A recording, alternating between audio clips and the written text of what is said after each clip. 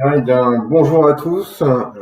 Merci d'être revenus au sein de ce colloque droit, santé et religion, Hippocrate à l'épreuve de la foi. Après cette pause déjeuner bien méritée, eh bien, nous allons repartir pour de nouvelles aventures et de nouveaux sujets. On continue le chapitre sur les religions, la religion et les établissements de santé, et on a le plaisir d'accueillir, je les en remercie, d'abord Monsieur Martin Giroux, responsable des relations avec les usagers et partenariats au CHU de Rennes, et puis ensuite nous entendrons Madame Lauriane Deribou, aumônière en établissement de santé. Monsieur, nous vous écoutons sur le respect des pratiques de culte individuelles des patients. Merci beaucoup. En premier lieu, je voulais juste introduire avec, en fait, en vous citant la vie de Saint Louis, pour expliquer un petit peu le regain du religieux face à la maladie. La vie de Saint Louis, ça a été écrit par Joinville, donc qui était les sénéchals de Saint Louis, et en 1244, Saint Louis tombe gravement malade. Et voilà ce que Joinville dit du roi. Il arriva, après ce qu'il vint d'être dit, ainsi que Deus vult, que le roi tomba gravement malade à Paris. Et il se trouva si mal, comme il le disait, que l'une des dames qui le veillait voulait lui ramener le drap sur le visage, et disait qu'il était mort. Une autre dame, qui était de l'autre côté du lit, ne la laissa pas faire, et disait qu'il avait encore de l'âme au corps. De quelques œuvra en lui, il lui envoya aussitôt la santé, qui arrivait perdu l'usage de la parole et ne pouvait s'exprimer. Il réclama qu'on lui donnât la croix, ce que l'on fit. Alors la reine, sa mère, entendu dire que la parole lui était revenue, manifestait la plus grande joie qu'elle put. Et quand elle sut qu'il s'était croisé, ainsi qu'il le racontait lui-même, elle montra une douleur aussi grande que s'il l'avait su mort. Au XIIIe siècle, se croiser, c'est pas un geste anodin. C'est revêtir le tabard blanc, cintré de la croix rouge, c'est-à-dire partir à Jérusalem, pour rechercher une Jérusalem céleste et chrétienne. Ce qui montre juste en fait qu'à l'approche de la mort, pour de nombreuses questions métaphysiques, pour de nombreuses questions liées à l'angoisse de la mort, on connaît, et c'est très fréquent à l'hôpital, un regain du fait religieux, un regain du culte et un regain du sacré. Ça s'exprime beaucoup, et en tant qu'établissement de santé, on doit aussi répondre à cela, de par la faculté que l'on donne aux patients d'exercer leur culte.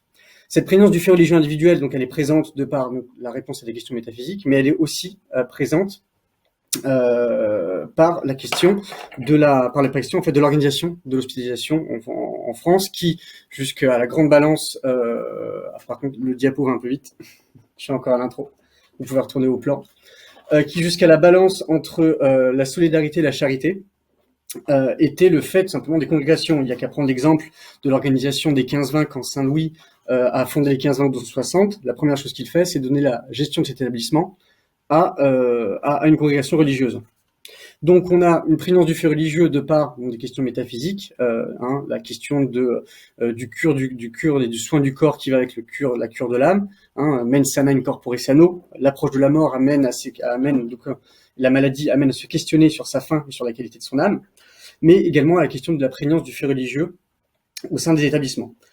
Donc concrètement, cette prégnance du fait religieux individuel, il faut désormais aussi l'orienter et la modérer avec des grands principes que sont ceux de la laïcité, que sont ceux de l'organisation et de la mission du service public de santé, que sont ceux également des principes de neutralité du service public. Ainsi, la question que l'on doit se poser, notamment dans la question de la pratique individuelle, c'est comment l'établissement doit se positionner et garantir le culte des chacun conformément à la loi de 1905, sans perdre en neutralité et en respectant ses missions de service public. Donc c'est là où on va voir que concrètement, en premier lieu, la liberté de culte, c'est une liberté qui est collectivement organisée et garantie, mais que c'est une liberté qui comporte des droits que l'établissement s'attache à respecter, mais qui peut être limitée pour raison de santé, mais également pour raison d'organisation du service. Donc je disais que c'est une liberté qui est collectivement garantie, parce que petit a, c'est une liberté du patient. Diapo suivant. Donc concrètement, on a premièrement donc des textes qui définissent et qui garantissent cette liberté religieuse. C'est d'abord évidemment la Constitution, l'article 1er qui indique que la France est une république indivisible, laïque, démocratique, sociale. Elle respecte toutes les croyances. La liberté religieuse, c'est aussi la loi de 1905 qui concerne la séparation des églises et de l'État, qui nous indique que la République assure la liberté de conscience. Elle garantit le libre exercice des cultes sous les seules restrictions édictées dans l'intérêt et l'ordre public. Donc on a une question de la liberté religieuse qui est inscrite et qui est protégée en France. Et évidemment, la société et les libertés ne s'arrêtent pas à la porte de l'hôpital, donc ces textes s'appliquent évidemment à l'hôpital, mais on a aussi une protection qui est conventionnelle, qui est européenne, par l'article 9 de la CEDH sur la liberté de penser, qui dans un premier paragraphe indique la protection à chacun de croire en conscience et d'exercer son culte, et qui dans un second paragraphe, notamment par le principe de la subsidiarité, évoque la question et les seules conditions dans lesquelles la limitation de ce droit peut intervenir, qui donc concerne la question de la sécurité publique, de l'ordre, de la santé, de la morale, de la protection des droits et la liberté d'autrui, laissant évidemment le soin aux États de définir ces limites légalement. Donc, on voit bien que on a un cadre qui est conventionnel, mais on a aussi tout un panel de textes réglementaires, pour le coup, qui s'attachent vraiment aux hôpitaux. Diapo suivant. Concernant donc le cadre, concernant les cadres réglementaires spécifiques aux établissements, qui est dans la diapositive suivante, diapositive 6. Nickel. On a premièrement en fait le Code de santé publique, par le biais de son article R1112-46 du CSP, nous indique que les hospitalisés doivent être mis en demeure de participer à l'exercice de leur culte et reçoivent sur demande de leur part en fait la visite d'un ministre du culte. Donc on voit bien donc, que réglementairement les hôpitaux ont une exigence de permettre et de mettre en demeure les patients d'exercer leur culte. On a aussi un texte qui est important pour nous, qui est la charte du patient hospitalisé, qui est un texte, je dois le rappeler, qui réglementairement doit être affiché dans les services, qui doit être présent dans le livret d'accueil, et ça c'est un autre fait, qui doit faire partie d'un des éléments d'affichage obligatoire, notamment dans les critères de la HAS dans sa nouvelle itération de certification. Donc cette charte du patient qui nous dit que l'établissement de santé doit mettre en paix, permettre de respecter les croyances et les convictions des personnes accueillies, et un patient doit pouvoir, dans la mesure du possible, suivre les préceptes de sa religion. Les termes qui sont relativement repris là, c'est-à-dire dans la mesure du possible, si possible, être en mesure de, sont importants, et on le verra pourquoi. Un fait intéressant, c'est que l'article L3211-3 du Code de santé publique affirme qu'en fait que cette liberté de croire et de pratiquer s'applique même pour les personnes atteintes de troubles mentaux hospitalisées sans leur consentement. Il y a un élément intéressant ici, c'est que même pour des personnes dont la liberté d'aller et venir est limitée, on a quand même une question de la liberté de croyance qui est comme renforcée et protégée au-delà de cette liberté d'aller et venir. Un élément juste intéressant à noter.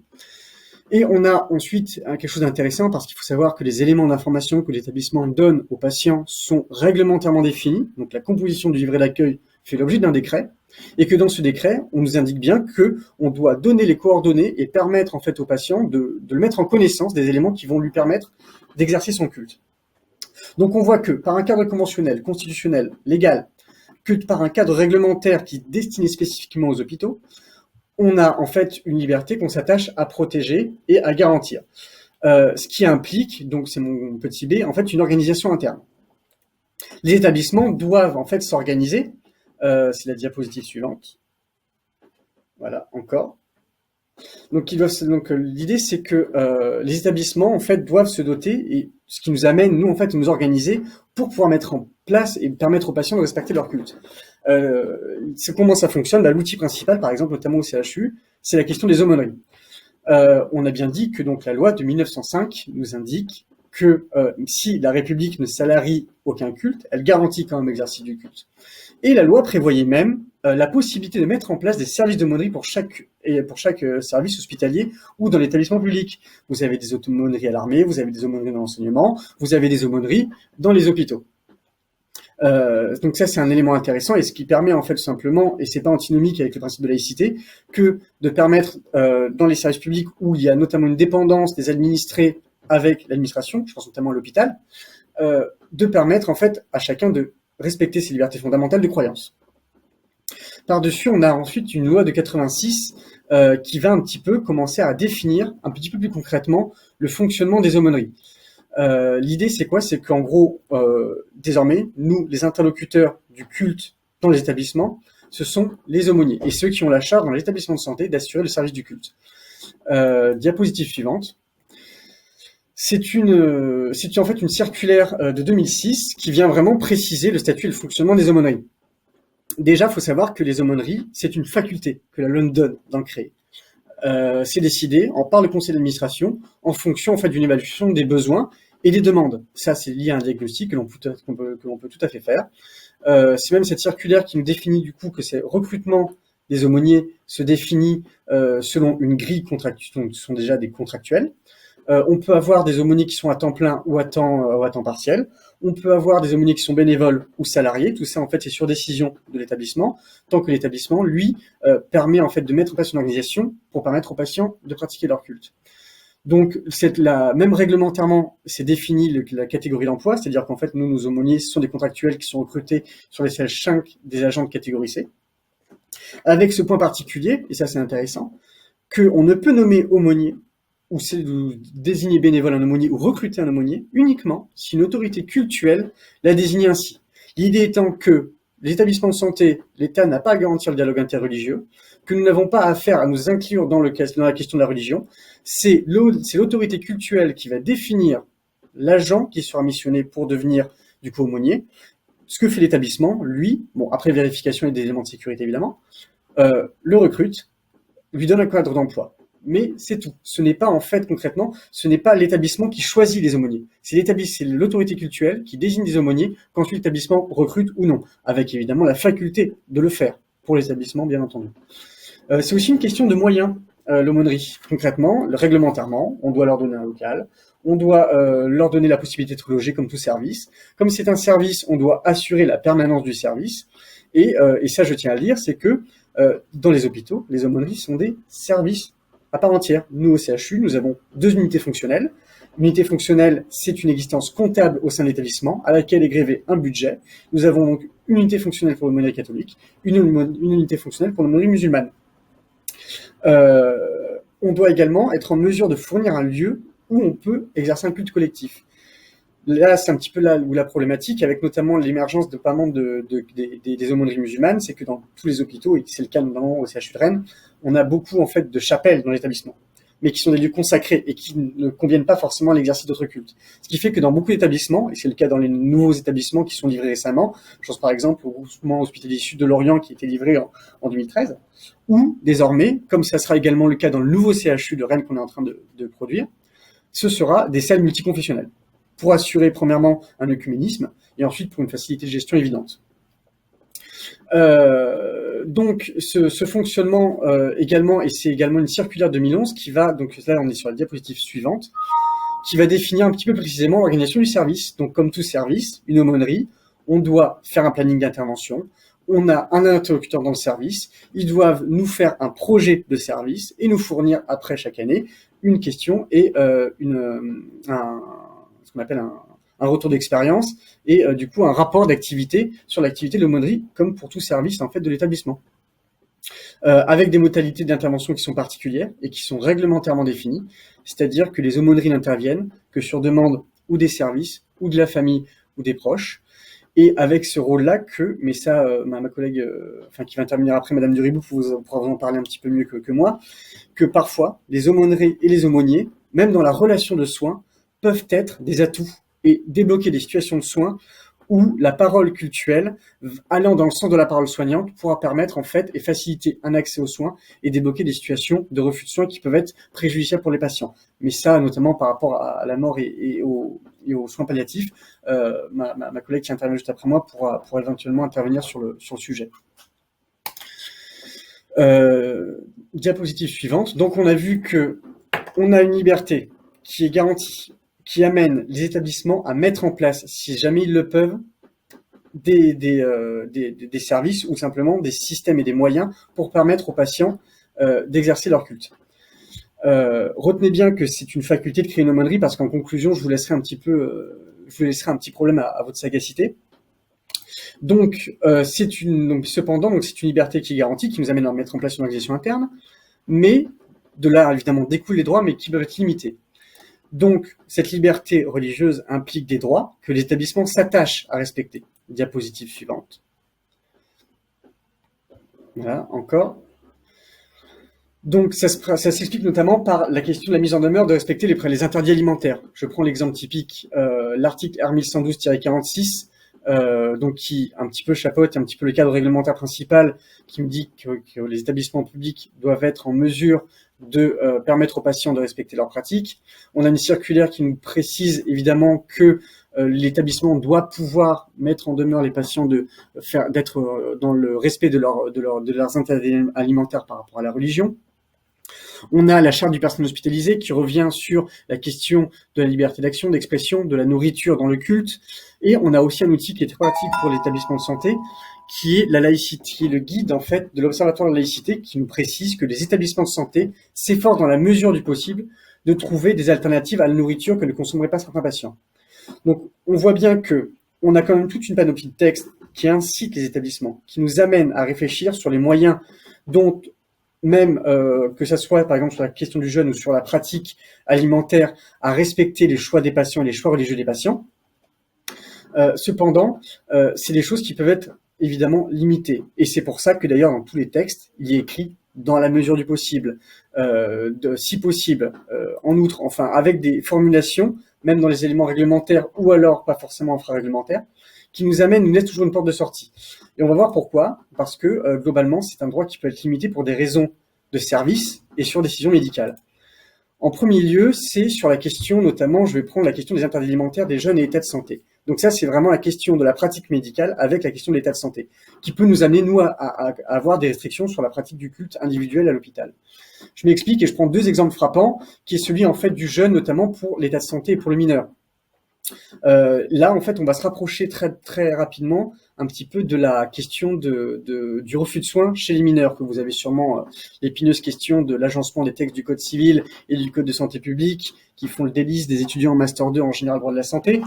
Donc, sur la question du jeune, de l'état de santé du mineur, on a plusieurs situations qui s'offrent à nous. La première en général et qui arrive, c'est les parents, les représentants, les tuteurs, les titulaires de l'autorité parentale, tout comme les mineurs, veulent pratiquer le jeûne, alors que les médecins considèrent que ça peut être préjudiciable pour l'état de santé. Le mineur a plus de 13 ans. L'équipe médicale évalue que, en général, pour les jeunes adolescents de 17 ans, la question de la maturité, elle est présente. C'est un choix qui est conscient, qui est éclairé. Dans ce cas-là, en fait, on est obligé de respecter cet élément-là, avec toujours la question et la soupape de l'urgence vitale. On y reviendra après. L'autre question, c'est quand les 2 parents, les titulaires de l'autorité parentale, souhaitent la pratique du jeûne ou une pratique alimentaire particulière qui peut mettre en danger la santé du mineur. Dans ce cas-là, on a recours en général à l'article L1111-4, alinéa 6 du Code de la santé publique, qui nous dit qu'au cas où le refus de traitement par la personne titulaire d'autorité parentale met en danger le mineur, on peut passer outre et on délivre les soins indispensables. L'idée, c'est comme le rappelle l'Observatoire de la laïcité, la croyance religieuse des parents ne peut pas être un motif de refus de soins à l'enfant. Pour les majeurs, il y a également cette même question. Si jamais on a un majeur qui est conscient, qui refuse en fait telle alimentation, qui veut pratiquer le jeûne et donc refuse le soin et le repas, on est obligé de l'avertir, évidemment, une information renforcée sur les risques encourus, c'est obligé, mais on ne peut pas évidemment le nourrir de force. Cependant, on a toujours cette soupape, et donc les textes garantissent notamment la question dans la mesure du possible de cette pratique religieuse. Toujours est-il que s'il existe une urgence vitale, il peut être admis que le médecin outrepasse ce refus pour donner les soins qui sont strictement nécessaires. Où là, on touche en général à la question, comme pour les témoins de Jéhovah, où on touche à la question de l'éthique médicale et de la pratique. En toute hypothèse, en fait, les adaptations de l'établissement de santé aux pratiques religieuses individuelles du patient trouvent leurs limites dans l'organisation et le fonctionnement du service. Donc ça, c'était interdit alimentaire, religion et état de santé. Maintenant, on va s'intéresser de manière un petit peu plus approfondie, diapositive suivante, à la question de l'interdit alimentaire, du jeûne ou en gros du respect du culte par rapport à l'organisation du service. Diapositive suivante. Concrètement, je voulais vous prendre cette analogie-là avec un arrêt du Conseil d'État de 2015 sur notamment la question du milieu carcéral. Vous me dire pourquoi le milieu carcéral? C'est parce que la similitude qu'il y a entre le milieu carcéral et le milieu hospitalier, c'est la question de la dépendance qu'a la personne qui est accueillie et une relative restriction dans le milieu hospitalier de la liberté d'aller et venir. Je vous rappelle que dans un établissement de santé, on y est admis sur décision de l'établissement, sur décision du directeur de l'établissement, et que par ailleurs, si jamais on veut sortir contre avis médical, il faut signer une décharge pour que soit actée la sortie. Il y a également une question de dépendance, c'est-à-dire que nous, dans l'établissement de santé, on a un devoir de surveillance du patient qui est accueilli, de même que les établissements carcéraux ont une obligation de surveillance des détenus. Donc c'est dans cette situation-là, en fait, où, parce qu'on a un patient qui est en dépendance vis-à-vis de l'administration de l'établissement, nous sommes dans la mesure et nous devons en fait mettre en place et être en mesure de lui permettre de pratiquer, de garantir son culte. Donc en fait, le Conseil d'État dans cet arrêt-là, où en gros était mise en jeu, premièrement d'un côté la question des interdits alimentaires et du droit aux patients de pratiquer, et notamment de son respect au droit à l'interdit alimentaire, et de l'autre côté la question de l'organisation du service. Étaient mis en jeu en fait ces deux éléments. Le Conseil d'État reprend l'intégralité des textes qui sont suscités, donc notamment l'article de la Constitution, la loi 1905, la CEDH, mais également des textes spécifiques à l'administration pénitentiaire. Et en fait, avec cet attendu, implique que tous les textes qui visent à permettre l'exercice par les personnes détenues de leurs convictions religieuses en matière d'alimentation n'imposent pas à l'administration de garantir en toutes circonstances une alimentation respectant ses convictions.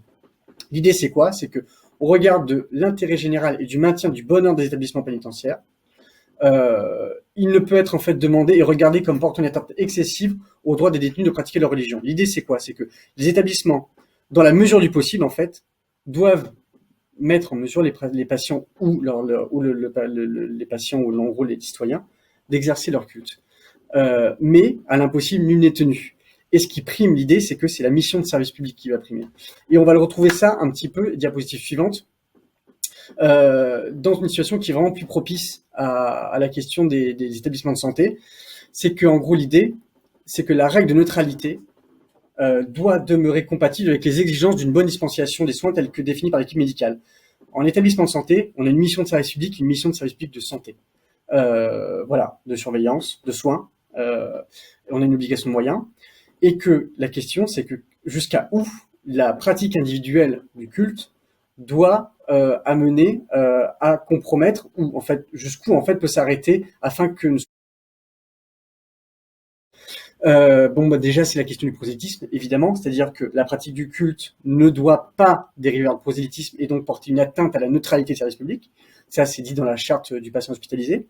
Mais il y a aussi une question d'ordre public. Je vous rappelle que selon l'article L6143-7 du Code de la santé publique, le directeur de l'établissement de santé dispose d'un pouvoir de police sur son établissement et qui c'est donc à lui que revient la question d'assurer le bon ordre et l'ordre public au sein de son établissement.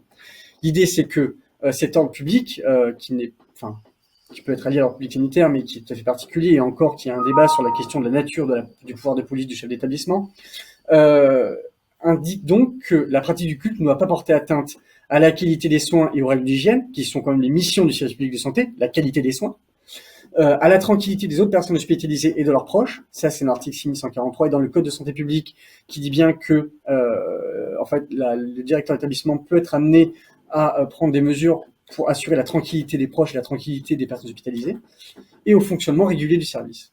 L'idée c'est que quoi? C'est que les pratiques individuelles ne doivent pas porter atteinte à l'ordre public sanitaire, ni à la mission de service public de santé que porte un établissement sanitaire ou un établissement médico-social.